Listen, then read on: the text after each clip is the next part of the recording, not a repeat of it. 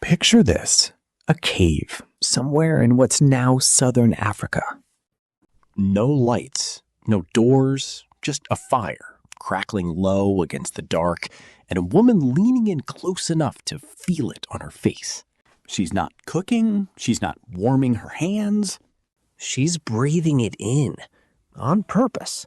Smoke straight into her lungs, again and again, like she's chasing something. This is roughly 70,000 years ago, give or take a few thousand. And what she's doing, we still do a version of it today. Every single time someone lights a cigarette, flicks a lighter, or lights incense in their apartment because it feels calming. You've probably tried to quit vaping, or watched someone else try and fail spectacularly. Now imagine trying to quit something like that 70,000 years before doctors existed, before anyone had a word for addiction, before anyone even had a word. So here's the actual mystery.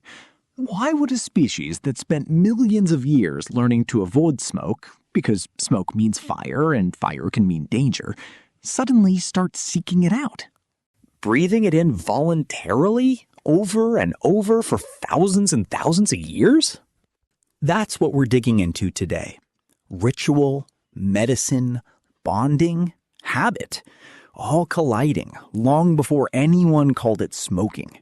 Here's the thing people get wrong. They think smoking started with tobacco.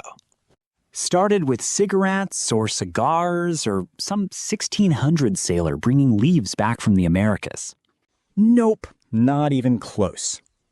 Smoking is way older than tobacco. It's older than agriculture. It might be older than language itself. Because smoking isn't really about tobacco at all. It's a side effect of humanity's oldest piece of technology, fire. And once we had fire, smoke came free with it. Let's go back. Early humans didn't invent fire so much as they learned to steal it, then keep it. A lightning strike here, a smoldering log there. For a long time, that's all fire was. Something you found and tried not to let die. But once people started sitting around it, night after night, something happened that nobody planned. They started breathing smoke, constantly. Every meal cooked, every night spent near a hearth meant lungs full of it.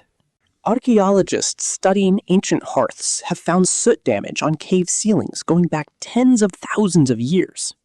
Proof that early humans lived, slept, and raised children in smoke-heavy air almost non-stop. So step one wasn't a choice. It was exposure. Constant, unavoidable background exposure. Which matters, because the human body doesn't just tolerate smoke passively forever. Eventually, someone, somewhere, started interacting with it differently, on purpose. Here's where it gets strange. Across wildly different cultures, with zero contact with each other, humans independently decided that smoke was special, spiritual even. Indigenous groups across the Americas burned sacred plants like sage and tobacco specifically to create smoke for ceremonies, believing it carried prayers upward, toward the sky, toward whatever they considered divine. In ancient Mesopotamia and Egypt, priests burned resins and incense inside temples, filling the air with fragrant smoke meant to summon or please the gods. Halfway across the world, oracles in ancient Greece reportedly sat over burning vapors rising from cracks in the earth, inhaling the smoke to induce trance states and deliver prophecy. Different continents, different gods, same instinct. Smoke rises, smoke transforms. Smoke must be a bridge between the human and the divine.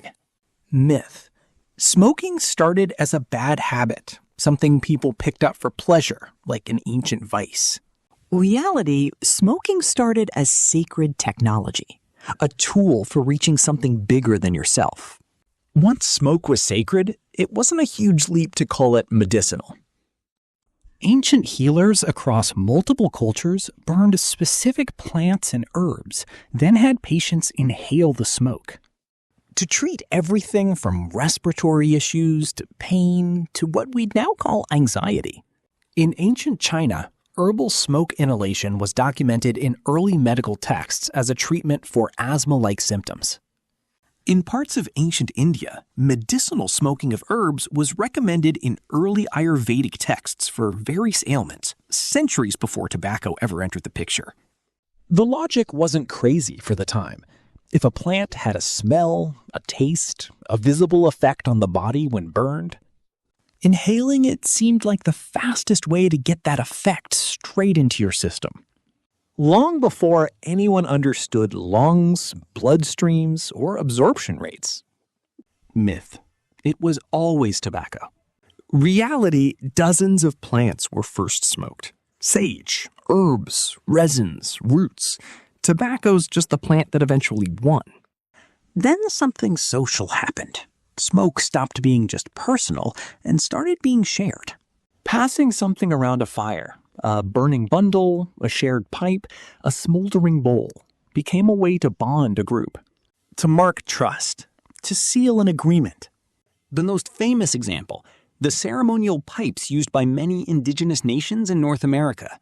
Often called peace pipes by outsiders, used to formalize alliances, treaties, and important agreements between groups. The smoke wasn't just inhaled, it was witnessed, shared, turned into a ritual of trust between people who might otherwise have every reason not to trust each other.